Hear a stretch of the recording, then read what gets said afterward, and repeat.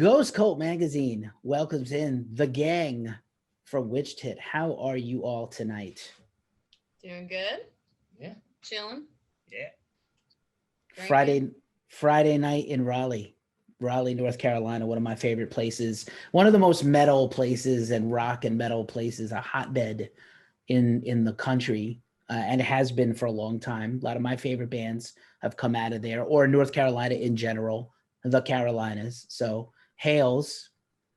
And you guys have an upcoming album that I'm super stoked on. I've been jamming it out. That's Intoxicating Lethargy, which is a very interesting title, and it makes my mind unpack a lot of things. But before we get into all that, I wanted to ask you guys how you kind of formed and what's the backstory, the WitchTit history, if you will. Yeah, start with him on that one. We're kind of sitting in chronological order. Patrick is one of the original two members of the band. So Yeah, I guess WitchTit originally is me and a lifelong friend. We've been friends since we were 2 years old. This guy, Daniel Brown, self-taught guitarist.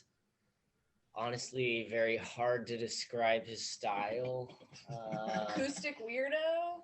Yeah, he's always done his own thing for so long, to the point where even he was kind of following his own tempos and kind of was under the belief that he couldn't play in a band with other people, and it just kind of, manifested itself that way. And to some degree it was true, because no one could follow him, and we just finally he was living in a yurt in his grandma's backyard Writing. He's taking care of his yes grandmother. He was taking care of her. It was very sweet. And but he started trying to write doom riffs on an acoustic guitar that had, I believe, been left outside in the rain. He's like a total hippie, like yeah. Resonator hole up, it filled with rain. So it started out not being about amplification and all that kind of shit. It was more about like making the notes like fucking spooky and doomy by themselves. And we just finally hammered it out on an electric. And then there was literally only one dude on the planet who could actually play along with Daniel Brown, and it was this guy. Bring it back down to a semblance of song structure while maintaining the weirdness. Yeah. Mostly patience, I think, is the thing I possess.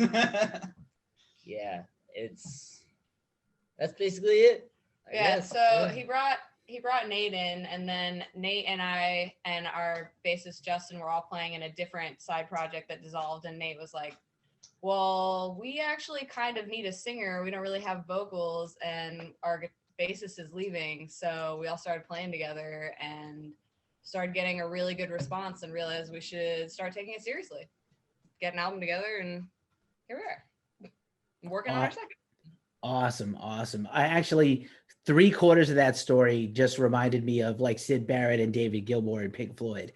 a little bit, maybe without the LSD and the Brill cream, but part of that thing. maybe though. Brillo cream, weirdly. But yeah, that's, a lot of bands, form out of the ashes of others, and it's cool that you guys found each other and found your sound, because I love, there's a lot of permutations. Heavy means a lot of things to a lot of people, and I really dig the sound of this band, and I just love how you put stuff together and just how it all flows. Thanks. Yeah, thank you. And so in the nowadays times, how do you guys write and compose together? How do you guys start a song? Well, so one good example is when we're all dicking around and Nate is sick of it, he'll just start writing. He'll just start like playing some little funky riff, and then really just ignore. And then we'll just all start picking up and jamming on it. And we either use that process, or Daniel will be like, "Hey, I wrote something," and he'll bring us like a verse, and then we'll kind of flesh that out together. He's very busy, man. He just had a baby, But I'd say Yeah. 9 times out of 10, he actually has the time to fucking come to practice and be like, check this shit out. We use at least 80 to 95% of the entire fucking thing he wrote still. Yeah, he's good. But he does a lot of work in the community, and like you said, him and his fiance just had a baby, Athena. So we got a little Doom baby in the mix. A little witchling. Yes. Nice. And always a good time for baby onesies merch, band merch. Shamelessly. People buy baby band merch. They just do. They buy band merch for babies. But yeah, congrats. For kids, I have actually. I have a drawer. Nice. If we don't have any doomlings, the world, it starts to become a lot of old crotchety people. But yeah, we have to have some new blood in there. But yeah, man, I really I dig this record. We premiered the video for Crimson Tide, but the record is so deep, and I like it's really a study, I think, for you guys in patience. I think you guys write very cool, well thought out songs, and I like that it's not a lot of albums. There's no fat, you know what I'm saying? A lot of albums are very long, and you guys are like, this is who we are. You got this handful of songs, and they're however constructed, however long they are, but this is you. And I like that. I think it's, very presented very well. Thanks. Yeah, thank you. Yeah. We can gonna be We're very self deprecating or not. Yeah, no, that's perfect. We get rid of a lot of Self-critical. material that doesn't make it anywhere. Okay. Well, it's hard. I think a lot of bands, whether starting out or a long time in the game, if you will, struggle with self-editing. So if you know how to, that's a skill that will help your career, if not at least make you better songwriters. I think just objectively, as a former band guy and a person that listens to an inordinate amount of music all the time, as for my passion and my work, there's a lot of songs I could do without. and there's a lot of there's quite a lot of records that I do keep on repeat, and I think this is a record that's like a definite grower, and it's going to be an on repeat thing for me personally so far, and it's not even out yet. Oh yeah. Thanks. But yeah, that third track, Intoxicating Lethargy, that was actually like the third song we ever wrote all together. And I think when that one happened, it was like, I think we've kind of like leveled up, and like this is something we can do, like one of the earlier songs, like the first track, super straightforward, just like bluesy riffs. But then like that song was like, oh, we can have this whole dynamic, have all these melodies. I think that kind of like opened up like what we can do even on the heavy side. Like, that was Right on. like a step. Right on. I can guess at who I think you guys are, who might be your influences, but do you want to just toss out some bands you dig on, even if they're not obvious references to some of the stuff in your music? Who do you want to start? Piss Grave. Been listening to them a lot. They fucking rule. Also, we were just jamming Hellstar. Yeah, that's pretty sweet. Witchfinder. Out there. Candle. You could probably all say Witchfinder General and Candlemass. Merciful Fate, Boyster Cult, Thin Lizzy. A lot of them. I've listened to like an Iron Maiden album a day, like this week. Why would you? Nice. I'm a big fan of all those bands. I feel like Lizzy, especially in America, unfortunately, like people only get the radio hits and they don't get the deep cuts and the actual whole album experience of Thin Lizzy. I feel like Thin Lizzy is, to me, like a Zeppelin or a Sabbath. To me, they're right at the top. BOC also. But I'm so glad to hear anybody mention Thin Lizzy, and I wish I could give back all the nickels I have for all the times I've had to hear Whiskey in the Jar awfully covered. Yeah, Opie Trail is my jam. Like that turnaround is like the best ever. It's got the riffage. Exactly. Late entry, Deep Purple. Yes, Deep Purple's good too. Do you have a favorite Deep Purple era? Early, middle, late? I'm gonna go weird and say late. Okay. Like 90s knocking at your back door late, or Yeah. that's a bad, I love that. Perfect Strangers, a badass record, man. Like I don't sleep on it. For real. I'm not tuning in just because, or pitching in because a lot of my influences aren't metal at all. And All right. I never actually thought that this was what I would be doing. While I really like heavy metal and doom metal and sludge and shit. When I was in the project with Nate and we were all just like drunk and then the bar closed and we were like, let's go jam. And we were making doom and I didn't even know what that was and like kind of fell into it and had always tried to play with like more hippie bands and stuff. And I just I wasn't working and I didn't understand why, like, I don't know, it just wasn't working because I was coming on too strong, trying to do more like Joan Jett type shit in like a psychedelic like jam band.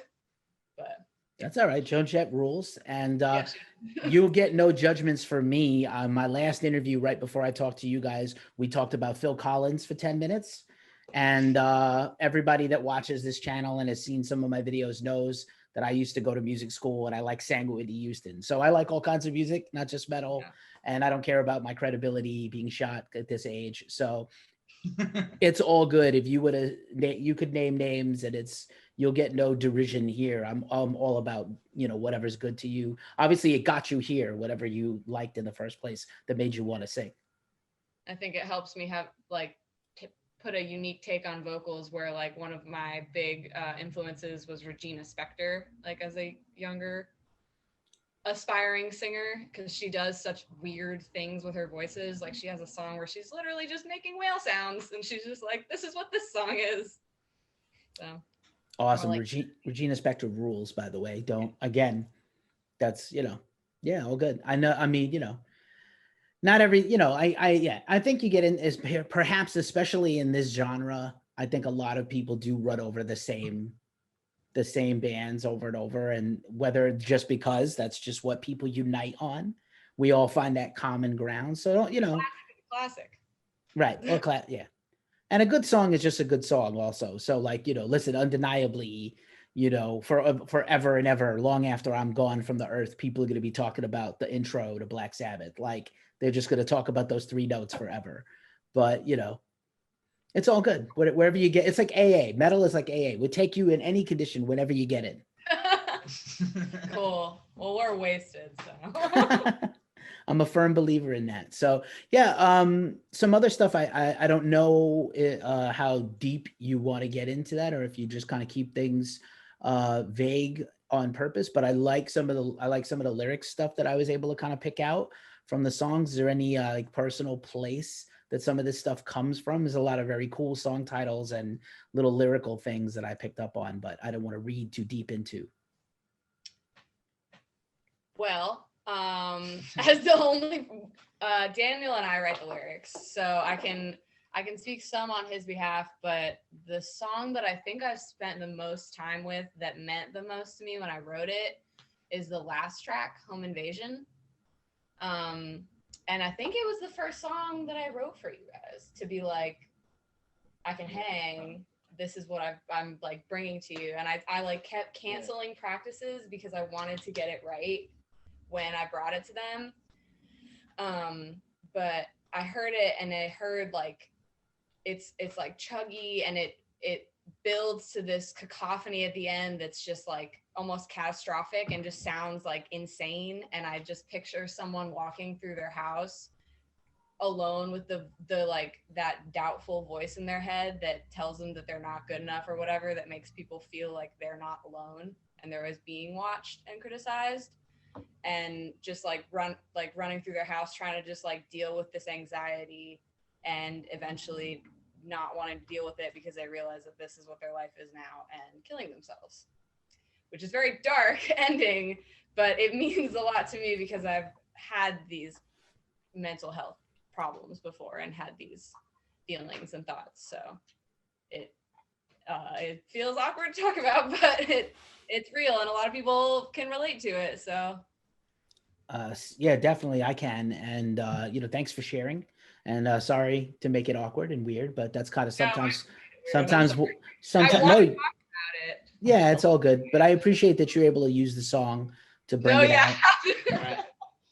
I'm sorry, what? No, it's fine. I appreciate that you're able to use the song to bring it out, and hopefully people will get out of it, you know, what you put into it. And I definitely relate to that. That's you know, I have a lot of anxiety problems and you know, a lot of stuff going on, a lot of things rattling around up here beside riffs and questions to ask bands. So yeah. Yeah, he was just saying that it took a while. They didn't even know what the lyrics were because only until recently was I able to invest in good speakers so they could actually hear me over them at practice. And when we recorded, they were listening to it and they're like, "Did you say this? That's dope." Like, and then Daniel's talked about the namesake of it. That is mainly his writing. On a lot of the songs that he wrote, I end up writing the like on Crimson Tide. I wrote the second verse, but he wrote the first verse, and we just like talk about what we want it to be about and like what the feeling is and kind of go from there. And I like tell him what I'm thinking and he's like, yeah, that sounds good, that's totally what I'm going for. But Intoxicating Lethargy was one he wrote when he was coming out of like a really long serious relationship, and there was like this new horizon for him. Basically, it talks about this nostalgic morning can't steal the strength I've culled, where you just picture him in his yurt with the sun rising and that's always how I pictured it. And I told him that, and he's like, no, that's what was going on. Yeah, I know, it was like early morning when I wrote that. Perfect. nice. That's why awesome. we're able to like write that music together too. Sometimes we can just be like, this is what I see for this, and they're like, yeah, let's get there, and then we do. Right on. It's interesting because a lot of bands don't do a lot of collaborative lyric writing. You know, obviously bands get together, they jam, they work out parts, and bands write songs kind of collectively. Or I don't know how to play drums or a guitar solo, so you put that on here while I write riffs. But like to write lyrics together it takes time and it takes kind of you know, a lot of give and take. Yeah, and also like behind the scenes of the origin story for the band, Daniel and I had a lot of friends in common growing up. So like when we were in our teens, we saw each other a lot, and I remember this like relationship, and we had talked a few times. So like I knew who he was, and then just like really just being open about what feelings we're trying to convey. And I also have a lot of respect for the stuff he stands for, which is why writing Crimson Tide together about like societal decay was really easy. I don't know. Like, well, it's really timely. We wrote it 2 years ago, but it's worse than ever. So here you go. So, you know, sometimes you just hit the nail on the head and there it is. This is a mess. And I feel very fortunate. I'm sure you guys do too, to have music, to have new music to listen to have bands to talk to about this stuff, to have, you know, preoccupied myself because I could just be in a fetal position, probably balled up with a bottle of whiskey. Yeah. Well, some days it's okay to be like that, okay? For sure. Yeah, for sure. It's going to be all right. I've been saying that overall. I feel a lot more hopeful this year than I did last year. So I feel like we're going to be okay at some point. And on that note, let's talk about artwork. I love this album. Awkward segue. I love this album artwork. It's very ghostly and ethereal, but also I feel like it could get you, there might be a naked woman or somebody in there and it might get you banned from things like Instagram. But let's hear about this artwork. And I couldn't boost it because of that. Sorry. No, it's what I was gonna say. To get by, but I guess yeah. not. So, I mean, I guess if you're in any kind of, even like the smallest time band ever, you're used to kind of getting like the messages from like artists like, hey, let me do your stuff, buy my thing. We did get a message from one, and it was actually like his stuff was super weird, and it was obviously like foreign because the words weren't I don't know American English, you know, but it's he's from Denmark. Droned artworks. Oh really? Yeah, but super cool dude, seems to do a lot with metal. He's making like his own like fantasy kind of board game, like tabletop. And the artwork's super sick. It a lot of it's like really watercolory, and a lot of it's maybe too brutal. Like if I was in a death metal band, most of his stuff would be like, yeah, it was very like shocking imagery. I just kind of looked through his stuff and I saw that one and I was just like, it fits really well. It's like super dark. It's got the vibe I wanted, and then it's still like obviously got the feminine thing without getting too like weird sexual, you know. It's less objectification and more like celebration of like. Not like a Lord Mantis album cover, you know. Like, oh man. Like, you know, tasteful. Bone hunter.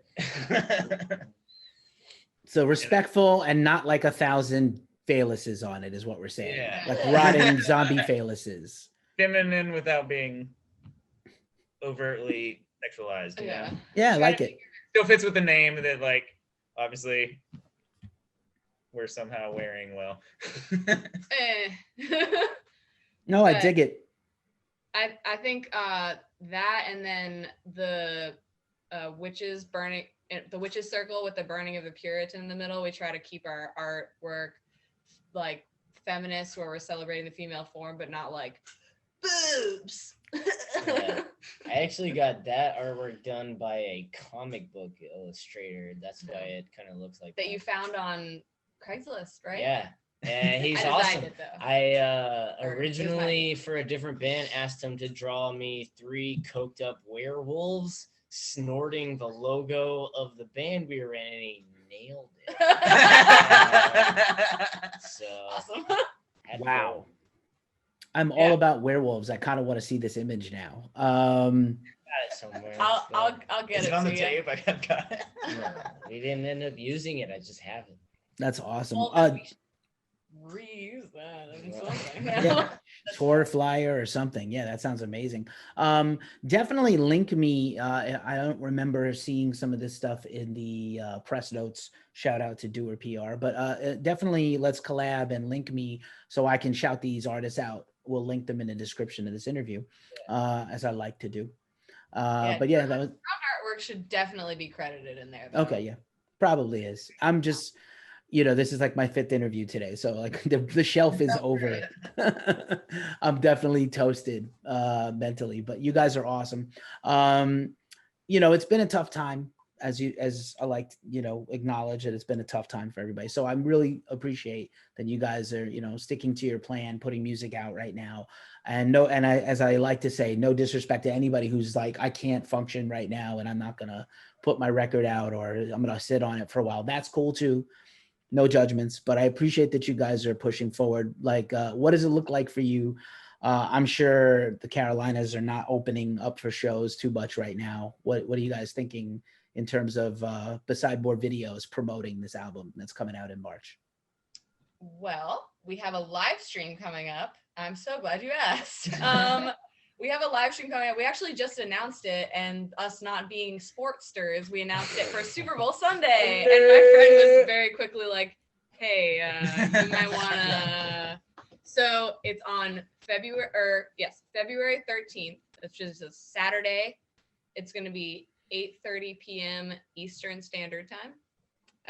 And we're doing it through the Poorhouse. And if people want to follow us, we'll be posting those links, and we're running through the whole album to promote it. And once the album's out, we'll post it on our YouTube channel, which is where you can find our video now. Killer. It's great. We'll make sure to promote all that. And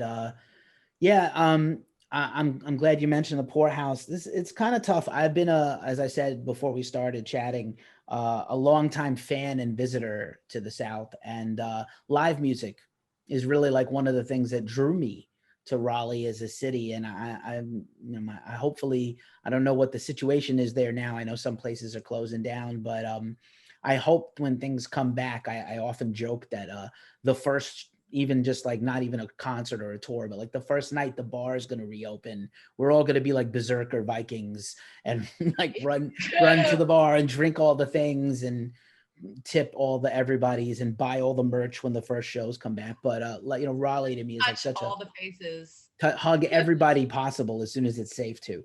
Some people are going to just fall down crying from human contact or the lack thereof. But what is Raleigh going to look like? Hopefully most of your small venues that cater to rock and metal and just in general our crowd are going to survive this thing. I hope that's the case. Most of the ones I know are pretty determined to stick it out. They're making it work But as we they have can. lost one. We've lost Very the important Maywood. one. We've also, I thought, did we lose Kings? Kings is good. No, Kings is Kings is staying. fine. Okay. But We so lost the Maywood, though. poorhouse, actually right before this, they had opened up a music or a record store upstairs. So while that they've lost so much of their income from these like sold out shows they had going all the time, they have a shop online, so you can order records to be mailed to you. They have a really great selection. They have grab bags. So I'm just gonna plug that real quick. The Poorhouse Music Hall and Record Shop. You can buy local. They have a lot of local bands too. They have like great selections like folk, punk, metal, whatever you're into. Very important. Yeah. To our scene. We both literally we all both three worked of there, us have actually. worked there. Yeah. And we were both still working there when they shut down, and yeah, we're doing our live stream there, and Adam and Lacey are awesome. They're awesome bosses. They're like so important to the music scene. They like have such diverse shows. So And they're cool. Well, They're cool. I mean that's what I was trying to say is they're cool. They're fucking cool. Yeah. Yeah, they're cool. Right on. I think that Coolness is prevalent in the town. It's just a cool place. I've always been a fan. Cool bands come from there. You guys are from there. So my fingers are crossed for everybody all over the place that our venues survive and come back. And definitely one of my favorite places ever. And I believe a bill was just passed too for some relief for venues. I was Right. listening to it on my way home, actually. Right. So for places that have under 50 people that have lost 90% of their revenue, under 50 employees, and they definitely fall under that. A lot of these venues like Slim's is a badass dive bar that we've played a lot of shows at that they have like their back patio open, and they have like 6 feet apart, and they have little fire pits on each table, and they're doing their best to stay open, and they're scanning your temperature when you come in, but it's not like having a sold out room. You have what, 6 tables that can seat 4 to 6 people. It's not the same. It was my legal address from 2013 to 2017. Were you 21 then? Was that Yes. like right when you're awesome? Nice. Yeah, Slim's is great. I've been there, and I hope it stays. And anything else you guys? What have you, beside working on this record and surviving? Anything else you guys have been into? Hobbies, books, movies, games? Anything you guys have been doing to stay busy and stay sharp during this time?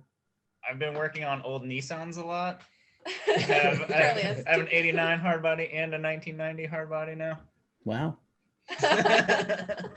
So it's like if I need to do a serious job on the other one, you get the other one good enough to drive to work for a couple days, and then